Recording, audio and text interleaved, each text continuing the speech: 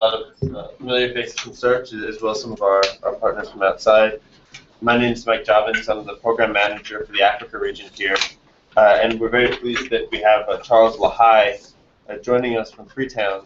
Charles has been the founder and head of SLYEO, the Society for Learning, Yearning for Equal Opportunities in Sierra Leone, and a very strong partner of Search for Common Ground in Sierra Leone for a number of years and in a number of roles. His organization is one of the leading youth development organizations. We've been working with them on helping children articulate their needs as they recover from violence, but also we've been working with him in his capacity as chairman of the civil society body monitoring the elections. For those of you who've been involved with Search, you know that we were very involved with Sierra Leonean civil society during the elections process. Every elections that the Sierra Leone has had since the end of the crisis. And this man right now is chairing the group of about 400 civil society groups and the main sort of counterpart to the government's organization of the elections. And so we're a relatively small group, and so we can chat informally, but I want to invite Charles to share some of his thoughts about the role that youth are playing in Sierra Leone as it transforms, and some of the work that his organization is doing in terms of meeting those needs. So, Charles, thank you very much for joining us. Thank you, Mike. Good afternoon, and thank you very much for coming. I'm very grateful. My name is Charles Lahai. I work for the Society for Learning and Yearning for Equal Opportunities. It was initially Sierra Leone Youth Empowerment Organization, and it was transformed into Society for Learning and Yearning for Equal Opportunities, same acronym. I also want to thank Search for Common Ground very much for organizing this forum. My organization was established in 1995, and I am a co-founder of this organization. I have been a youth leader before I graduated out of the youth age bracket. I served as a national youth representative for Sierra Leone on the Commonwealth Youth Program Africa region, and I also worked with the National Forum for Human Rights in Sierra Leone as executive secretary. My organization works on key thematic areas. One, focusing on increasing women's empowerment and improving sexual and reproductive health.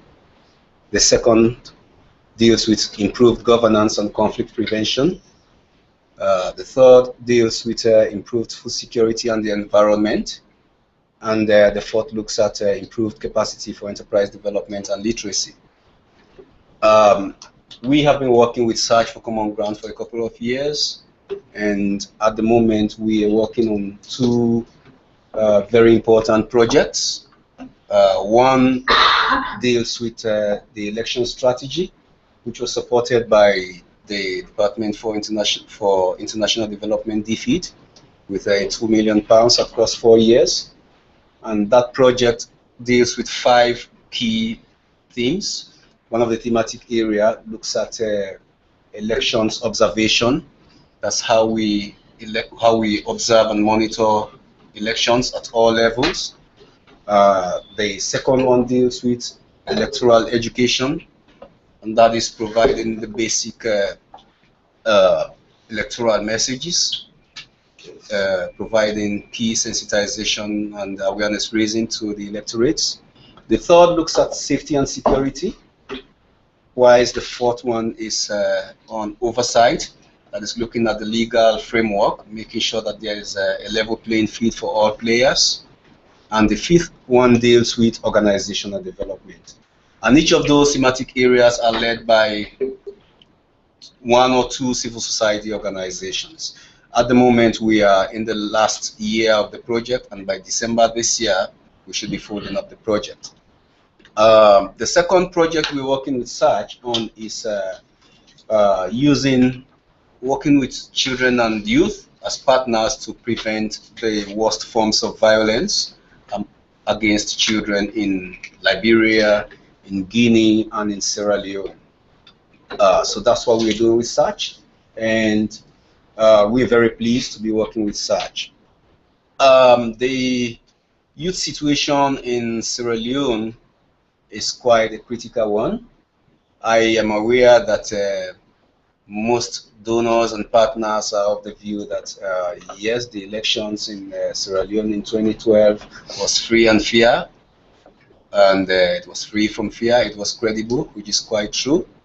But as we prepare ourselves for the 2017 and 2018 electoral cycle, we think that we are confronted with more challenges, making sure that our structures at national level are more capacitated enough to be able to monitor and observe the elections at all levels.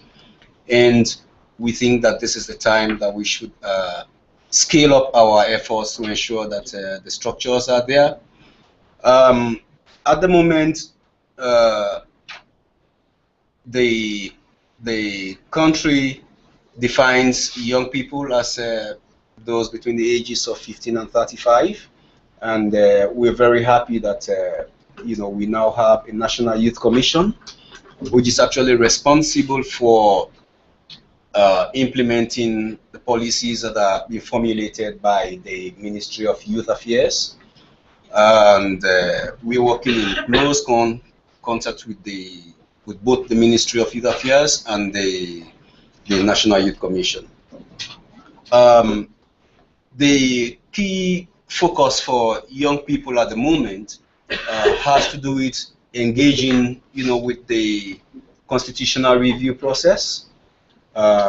We are, as a nation, we are in the process of reviewing our 1991 Constitution, and a constitutional review committee has been set up by government, and the committee has an 18-month mandate. And as civil society organization, we are more interested in ensuring that that grassroots Sierra Leoneans are aware of what the Constitution says, and that in the review process, their interests are captured in the process. And we are also very concerned about the national census. In December of this year, the national census process will commence, and we think that those are all processes that will inform the next elections. And so, given the fact that, disagreements are bound to happen in electoral processes, we are very interested in ensuring that we increase sensitization and awareness raising about the process, and to also monitor the process to ensure that we meet the compliance level, and that grassroots Sierra Leoneans, those illiterate Sierra Leoneans, those who can read and write, are better informed and understand what the whole process is about. Notwithstanding that, we are also of the fact that because the Constitutional Review Committee has been set up by government, we think that it's the responsibility of that committee, to look at the Constitution and proffer suggestions as to what the interests of young people are, what the interests of the women are, and what the interests of persons with disability are, etc., etc. Few months ago, we had a press release encouraging our president not to assent to a particular clause in the Constitution, and that deals with, I think, Section 79C, which talks about the appointment of the Speaker of Parliament. And in the process, we had encouraged our president, not to assent to that, because we thought that, that might undermine his democratic credentials that he had worked so hard to build. And to our surprise, Parliament had gone ahead to actually appoint a speaker, from the ruling government. And we thought that, that was not a very good practice, given the fact that the Constitutional Review Committee has been set up, and we thought that that would undermine the relevance of the Constitutional Review Committee. We are still in the process of driving more sensitization programs, making sure that we could look at some sections of the Constitution and simplify those those sections so that it can also be transcribed into indigenous languages. So that we could use the radio, we could use the television, we could use the national newspapers, to drive more awareness on the process. In addition to that, we are also, as an organization, we are also following up with issues around land grab, because in some of the communities that we work, it's very eminent that most of our beneficiaries, are not happy because of the agreement that our government is going into with mining companies. While we recognize the fact that some of the royalties that are coming from those mining companies, are meant to support the development processes of those communities, we are also very mindful of the fact that those communities are not involved in the process of developing an agreement between government and the mining companies, and the benefits are not reflecting at all. So we are also encouraging donor partners and other partners to kind of support the process of engaging with those key stakeholders, or supporting organizations to be able to engage with the Committee on Mines in Parliament, such that in the process of going into an agreement, it's incredibly important that those people, those landowners, are brought in the process, and that they are more satisfied, than just going into a process that excludes them. In terms of peace and security, we have set up, what we call peace ambassadors clubs across selected secondary schools in the country, and the reason for that is because, in every event where students meet, for example, where they are meeting for inter-secondary school sports athletic meetings, those are normally places where conflicts are bound to occur. Those are normally places where violence, erupts. And so because of that, we have been able to set up, peace clubs in selected schools. In most cases, what the young people do is that, for instance, somebody would have a loaf of bread, and they could stick a knife in the loaf of bread, and then probably have some potatoes on top of it, plantains and fish. And the fact is that, the police is not well equipped. They do not have devices that can easily, detect some of those issues. And so, we are not using those young students, as peace monitors, as peace ambassadors, to be able to be talking to their colleagues, such that conflict does not erupt in engagements with themselves. The other issue also has to do with sexual and gender-based violence, which we think that yes, our governments have promulgated legal frameworks, that protects women from being sexually harassed, or their rights being violated. But the difficulty in situations like that has to do with some of the roadmaps. For instance, a young lady, is sexually abused, and she goes to the family support unit, which is a branch of the Sierra Leone police, and that unit, cuts across the country. And yes, you go to the police station, and it's, you see a sticker on the wall, no bribe, your right is our concern, but yet they are still, money is still being requested from them. Okay, and in the situation where the young lady do not have money, to pay, that's where the whole process of justice begins to be undermined. And where, the issue moves from the family support unit, to the court, you are required, by law to provide a medical certificate. And if, the woman hasn't got money to seek a medical certificate, that's also, where justice begins to be undermined. And in a situation where she moves from the family support unit to securing a medical certificate and then getting to court, because in most cases those perpetrators, are better placed financially.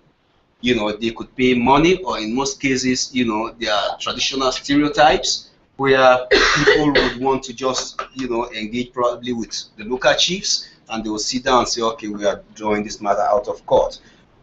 And in other cases also, the matter could still, the court could still handle the matter, but because the victim has to be walking long distances to attend court matters, and in a situation where she hasn't got money to be paying transport fares to and fro, she ends up just giving up. And these are some of the issues that we're working on. We're also working on strengthening women's-led efforts to promote women's literacy and property rights. And that was a project that was supported by the European Union for 4 years, and we have just completed that. And that's where we actually, talk to policymakers, and then provide training for grassroots women so that they become their own advocates, so that we ensure that women can own properties. Women are also, also have rights to being educated. And so within that context, we are using a methodology that is called Reflect. Some of you might be aware of what Reflect is. It's regenerated Friarian literacy to empower community techniques. And we use indigenous languages. We enable grassroots people to be able to read and write their own language, not necessarily English. But sometimes when you say that people are illiterate, for them it sends quite a negative signal. So by helping people to be able to read and write their own language, invariably also helps them to be able to translate that into English. And what that does is basically expose them into the real world, where they would be able to kind of take their mind into the world and bring the world into their own mind. We also look at issues around sexual and reproductive health for young people, given the fact that Sierra Leone is a youthful population, and most of the challenges that young people face has to do with sexual and reproductive health. Looking also at issues around HIV, AIDS. Before this time, they had the belief that when you talk about AIDS, it's being translated as Americans' intention to destroy sex. Which I mean, that's like a peer-to-peer, perception. In addition to that, we think that because Sierra Leone is preparing for the 2017-2018 elections, this is time that we should be more focused on building the structures, and given the fact also that the government has moved several steps to put together a constitutional review committee, we think that it should not just stop there.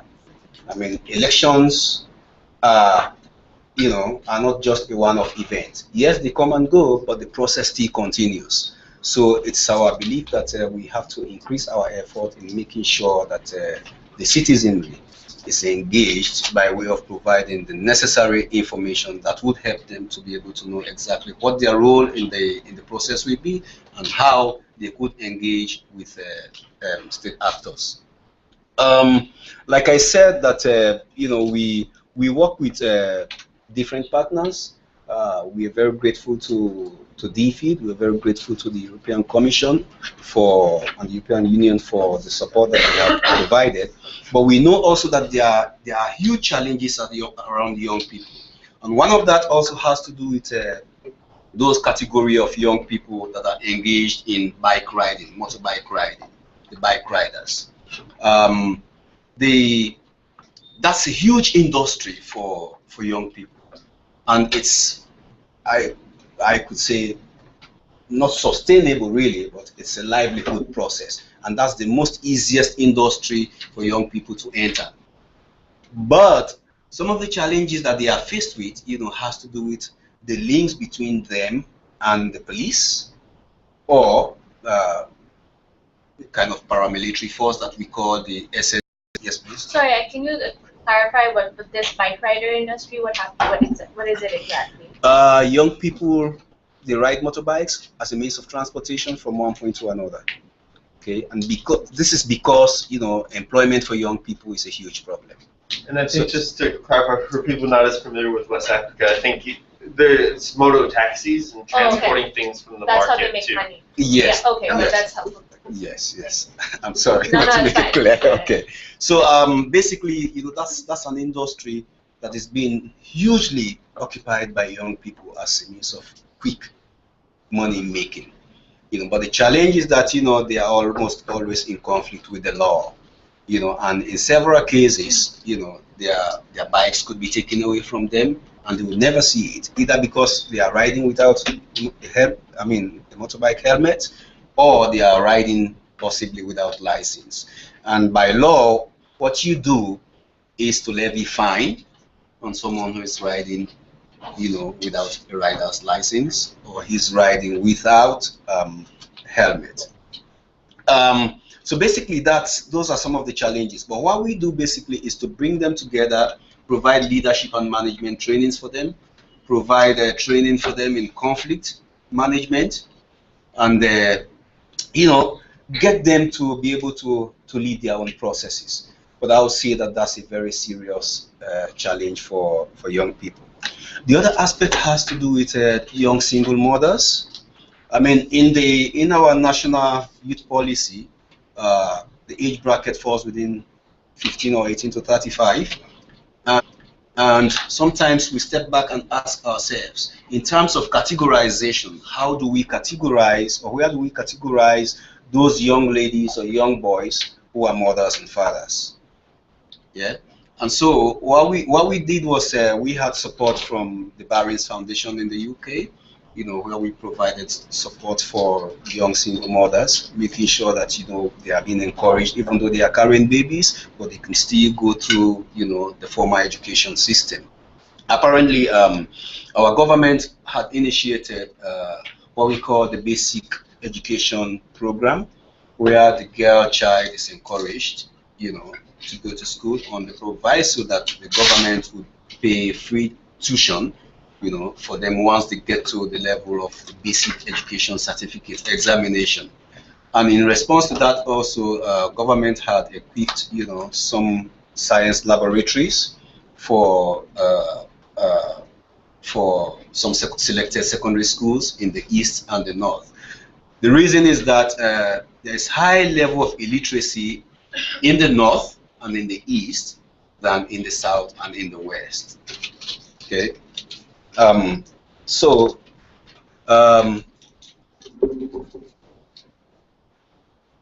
When we all started the literacy process, we were working with facilitators, people who had left school for over 10, 15 years and thought that, that was the end of life, But now, I'm quite proud to say that, over 85% of them, are now teachers. They have gone through teacher training colleges, and some of them are even, headmasters in their communities, and we think that those are quite, very good success stories for people who thought that, that was the end of life, and now, they are into that.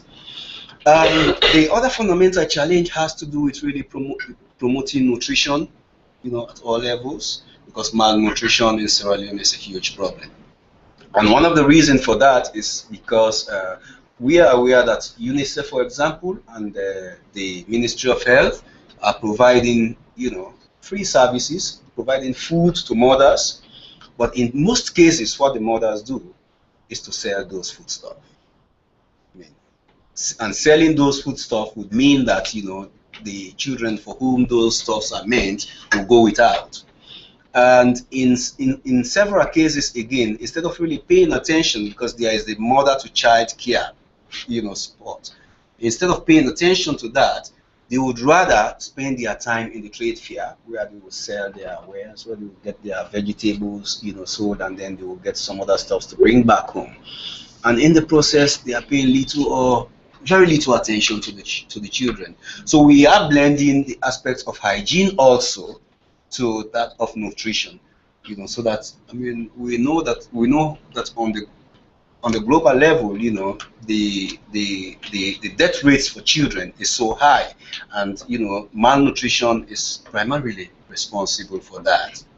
So these are all some of the things that we are doing. We're working in very close partnership with the National Youth Commission and the ministry, and in terms of employability, basically we have so many graduates from colleges and universities going without jobs, and so we're working with the National Youth Commission to be able to engage with other service providers like the UNDP, the GIZ, to provide some kind of graduate internship support. So those graduates are placed on programs with organizations for 3-4 months, and they are being paid after that. But the challenge there is, after the 3 or 4 months, what happens? They are getting back to the same situation.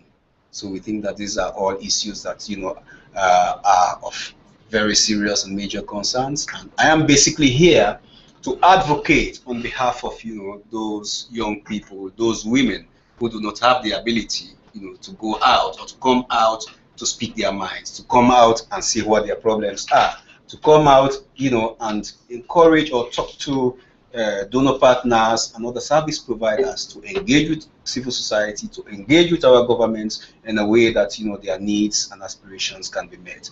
I think I can pause for some questions. And thank you so much, Charles. I think one of the things we really appreciate about our partnership with your organization is the way that you take a holistic approach to the needs of young people, and rather than just focusing on education or livelihoods, that you begin from a place of asking young people what they want and making the services match the needs that people express, rather than coming in with the services sort of predefined and going out and figuring out where to give them. And that's something, that participatory approach is something that we've always really appreciated in our partnership with you.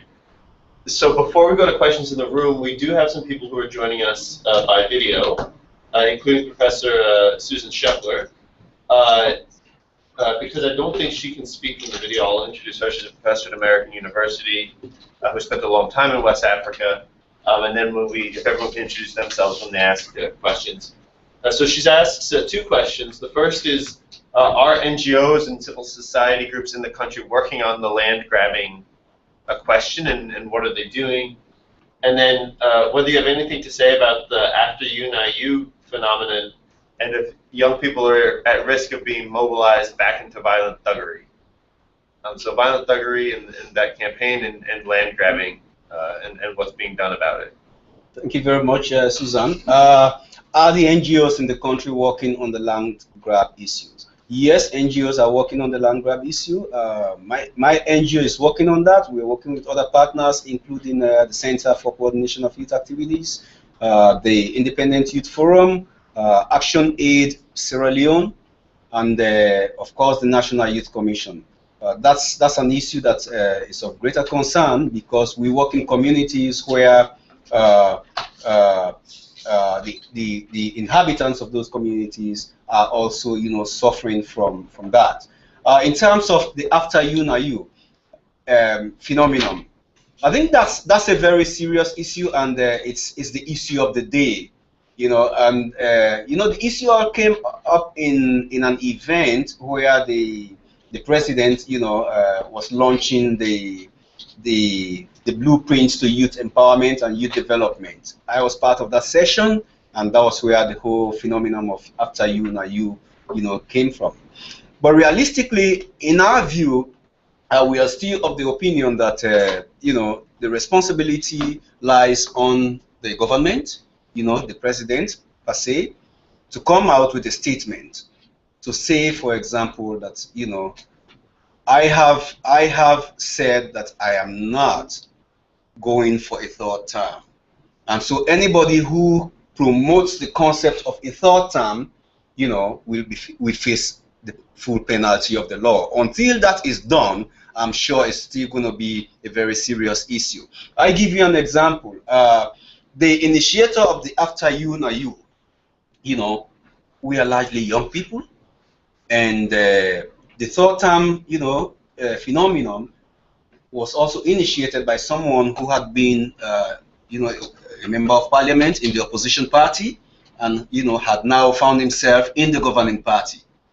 And for me, I would think that that's like, just trying to get your own space, and with what he said, that he had conducted a survey. I don't know what kind of scientific survey he had conducted, but there is no evidence of that.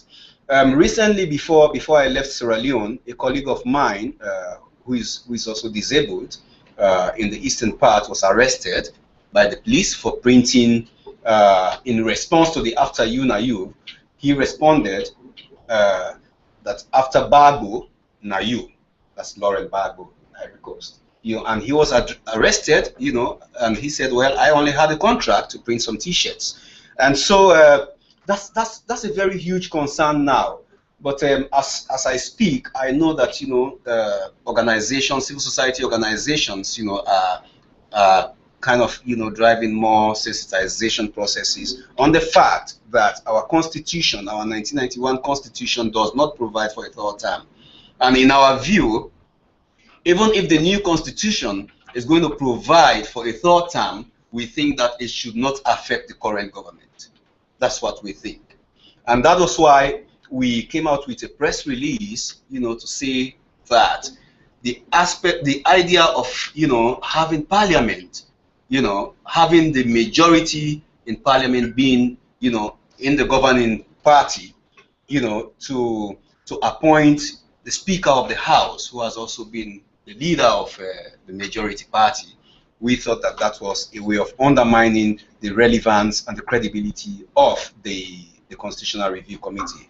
So in response to that, what Parliament is basically doing now is, to maybe be confrontational with civil society, by way of saying, for example, we got a £2 million support from DFID across 4 years for the election strategy, and then Parliament got back to say, oh, in fact, civil society now have to be accountable to us because they had received 51.5 million euros, and the search for common ground, had been in the forefront of that. So what we did was to engage with search for common ground, in free time, to say, can you publish your fundings for the last 3 or 4 years, so that government is aware, Parliament is aware that their analysis is wrong, that the information that they are releasing out is erroneous, such that we don't create unhealthy competition among ourselves. And I know that Parliament is still bent on that, but I mean, for us, we are accountable. We recently just started the Children and Youth Project, and when I was presenting the overview of the project, I was very quick, to present the portfolio, the funding portfolio for that particular project, such that the space that civil society occupies across the world, is not being taken away by Parliament. Thank you. Do you have other questions? Sure. So I have 2 questions. One, I'm just curious to learn a little bit more about your youth livelihoods work, and just based on your experience, what do you think are some of the models that are working? I mean, it's like youth unemployment is a huge crisis all over the world, and I'm curious to find out like what are some of the models that you think are like sustainable that have worked with your organization? What are some of the industries that you're tapping into? What are the skill levels of the youth that you're working with? And my second question was that I sort of manage an online community which is sort of designed to like support peace building organizations, help measure the impact of their work, and we want to try to get organizations directly from the countries where all this peace building work is being done, and what is the kind of like resources and support that you need that maybe like an online forum can provide you? What's the format that works for you? What are the resources that that your organization, your partners need to help better sort of like document the impact of the work? The work you are doing is very important, but what additional support do you need to make sure that you have what you need to do it better? Okay, I'll start with the first, the youth livelihood. We started with a project that we called Literacy and Livelihoods to empower young people and their organizations. That was a 4-year project, and the project had phased out. And one of the key objectives was to ensure that by the end of the project, we are able to establish community-based organizations. And those community-based organizations are being run by the facilitators and the agro-para extensionists that we trained and that were working on the project. So now they have their organizations in their own communities. We provide the basic support. For instance, we send concept notes, we write proposals based on the emerging needs, and then we provide the basic capacity support for them. They implement their projects, we monitor and ensure that we meet the compliance level. In terms of livelihood, we thought that we just cannot drive literacy at all levels. Okay, it has to be backed with livelihood support. So what we did was we had the support, of course, from DFID to provide micro credits to the literacy circles. We had literacy circles across all the communities that we worked, and those literacy circles were divided into 4 groups. We had the younger men, the younger women, the older men, and the older women. We knew that the interests of young men could be different from young women, so we had 4 categories in one circle, that had a minimum of 25 people, and the loans were given to the circles with a 10% interest. The money was not coming back to us. The money was meant to stay in the community. But because the money was not enough to be provided to all of the groups across the 4 regions, because we had about 173 groups, literacy circles in all of the communities that we worked. So we basically provided the resources to few groups, and they had the other groups to monitor repayment. So what we did was to engage with the community banks, and the community banks now provided training in how to manage or deal with microcredits. We provided training for them in business planning and business management, and then in terms of repayment, the community banks were helping to do to monitor compliance, making sure that when those resources are paid back, they provide 3 receipts. One goes to our organization, the other one stays with the literacy circle, and the third stays with the banks.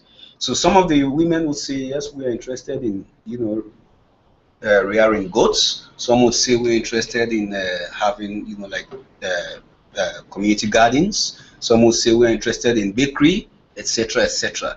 They would now use the proceeds of that to provide health service support, education for their children, because in most of the communities that we work before this time, you would hardly see most of the children going to school. In the mornings, they are going to the farms, and they'll stay on the farm for the whole day and come back in the evening. That's routinous, So now, it's gradually changing. So the aspect of really linking up livelihoods with that was a way of also helping them to be able to understand, their own value, the self, to understand the self better, that they are not illiterate, because they can, from the literacy process, they can read their own language, but it's a process basically, and we're using the reflect methodology to do that.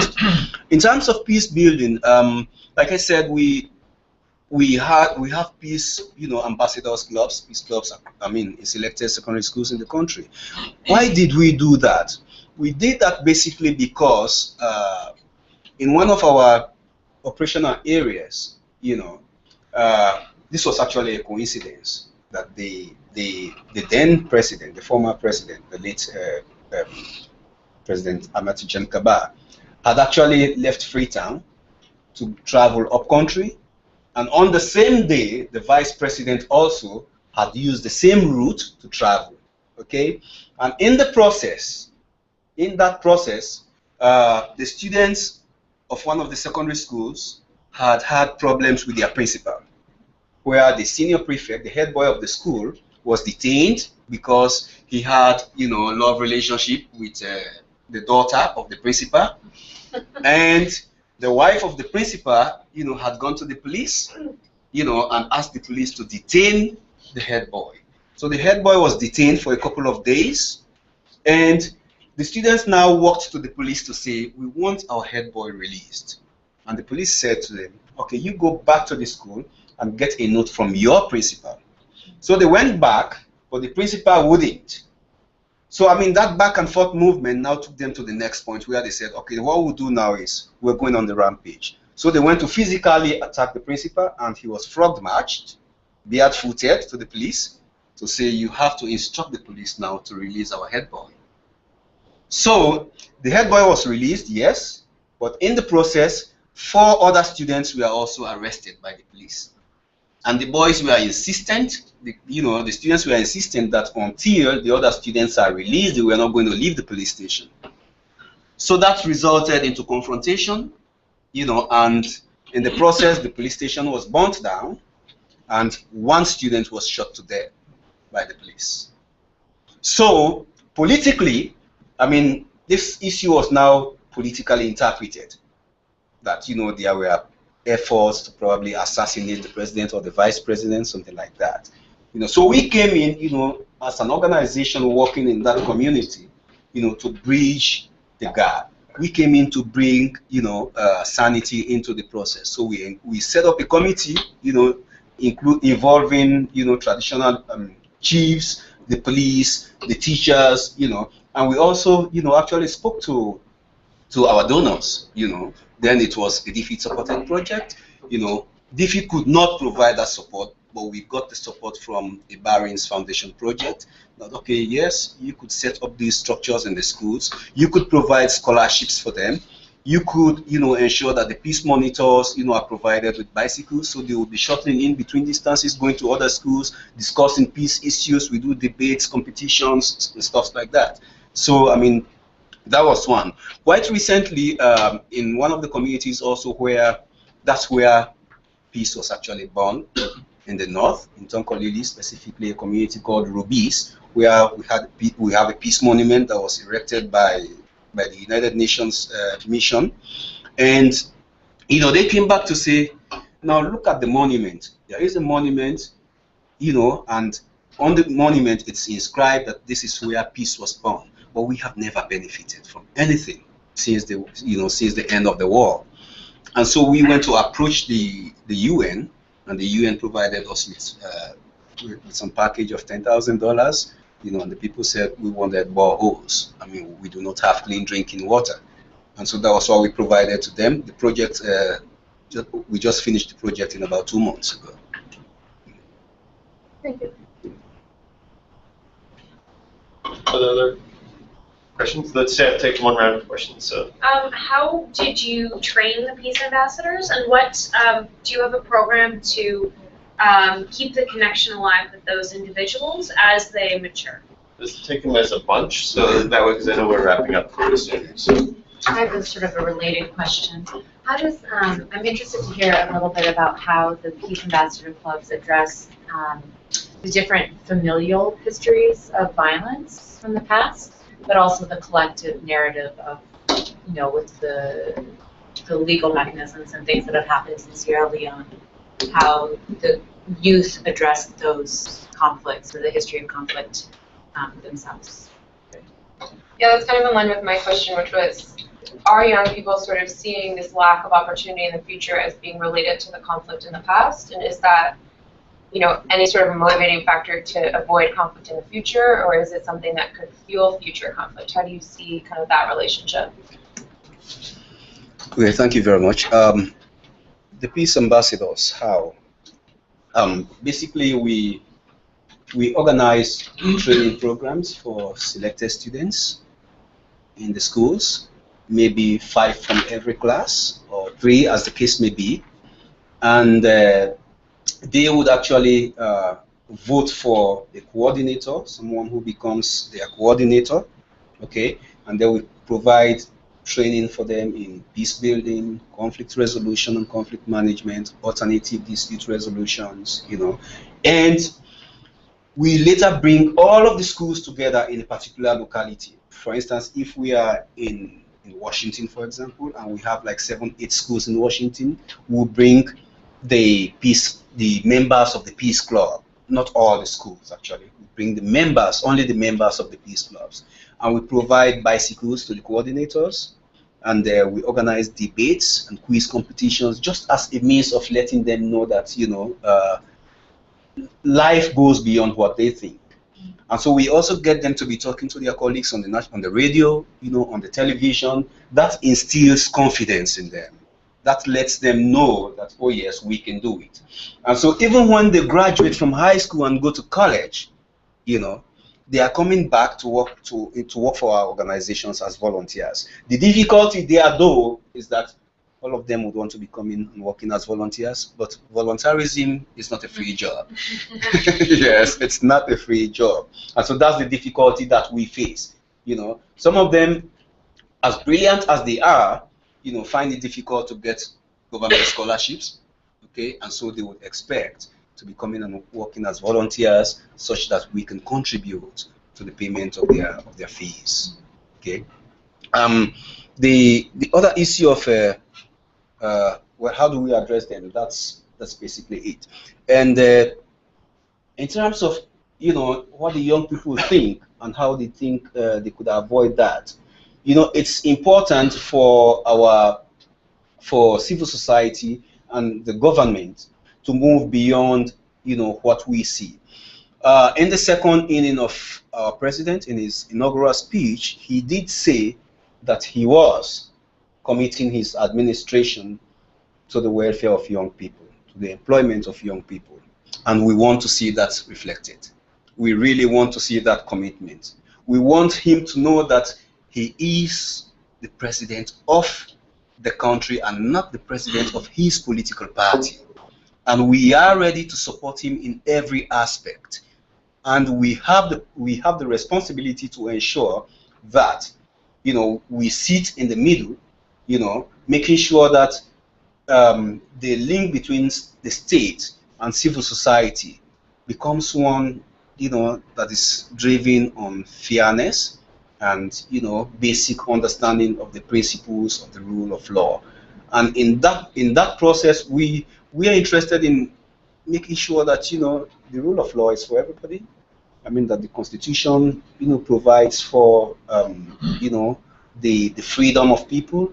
You know, it provides for people being able to, I mean, the state being able to address the needs of its citizens and not the needs of those who are just basically representing the political parties of the government. And that's where we also think that, you know, our responsibility to provide increased awareness for young people to know that they should not allow politicians, you know, to take them off the good path, to have them, you know, to, I mean, as political talks, basically. Because of their vulnerability, I mean, we see that those things, you know, the possibility of those kinds of, you know, situations is very high.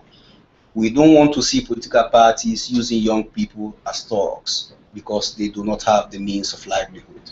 And for every forum that avails itself, be it a funded program, be it just a program that someone is called to just give a statement. We always make sure that we say that I mean, political parties, young people, I mean, politicians have the responsibility to sanitize the environment of young people, to make sure that they provide the direction for young people.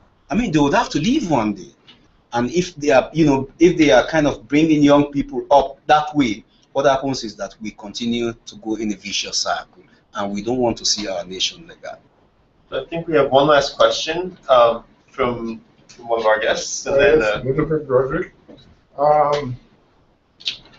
I used to work in Guinea, and headed or acting mission director for both Guinea and Sierra Leone.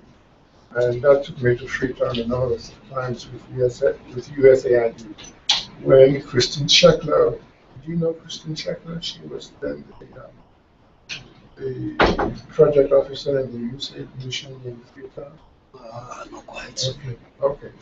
But I was more interested in your comments, just your last two comments, or the last minute of your comments a minute ago.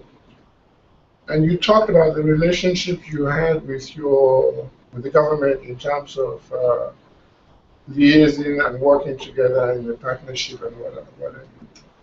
Do you have any results-oriented indicators that you're looking at to show how you are meeting that relationship, how you are achieving your objectives? Do you have anything in place that would look at those results?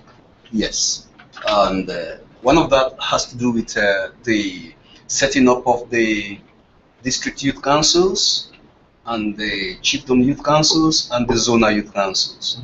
Before this time, those structures were non-existent, and because we are working in close partnership with the Ministry of Youth and the National Youth Commission, we have been able to set those structures across the 14 districts of Sierra Leone. In addition to that, we are in the final process of reviewing the National Youth Policy, which was put together, the first draft was put together in 2003, and we were very instrumental in putting that document together. And we are also serving as facilitators in the review process. Very soon, the final document will be out for validation, and you know, if it meets the expectations of young people, we hope that, I mean, we will definitely support the government in driving more awareness about the National Youth Policy. Do you do anything with USAID? Not directly. With the embassy in Freetown, of course, we are on their mailing list. You know, they have anytime they have like the Black History Month, you know, we are invited. I mean, to the discussions, and that's just it. Not any particular direct relationship. Thank you so much, Charles. I think we'll have this room for a little bit longer, but I think we're going to wrap up with just a hearty thank you and maybe a round of applause, and let's go on to I actually have some flyers. I have some. Yeah. Sorry? I have some flyers to receive them. I have some in my bag. Okay. Oh, fantastic.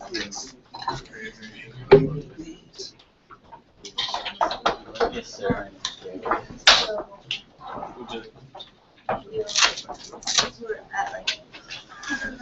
Hi, I'm Erica from the Center for International Private Enterprise. We're emailing back and forth a little bit.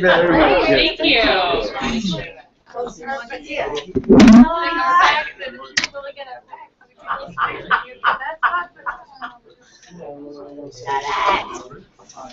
I just want to eat at my desk. I'm really interested in this. Oh, really? Great. I'll grab some more. Push it. Yes, sir. Yes, sir. I'll be in touch. Okay.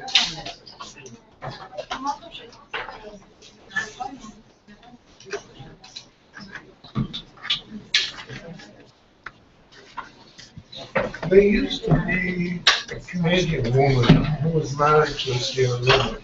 That's Francis Francis Fortin. Fortune. Okay. I'm Cyril Fortin. Yeah, she lived in Bo. Yes. Is she still there? No. Okay. I met her years ago. She was our country director. Yes. She's Cyril is in Canada. She's gone back to. No, Cyril Fortin. Okay. Francis. Francis moved. She travels all the time, but her home. She moved her family to Canada, Okay. and so she travels all the time, but her home is Canada. Oh yeah, that's wonderful. It's not an easy task.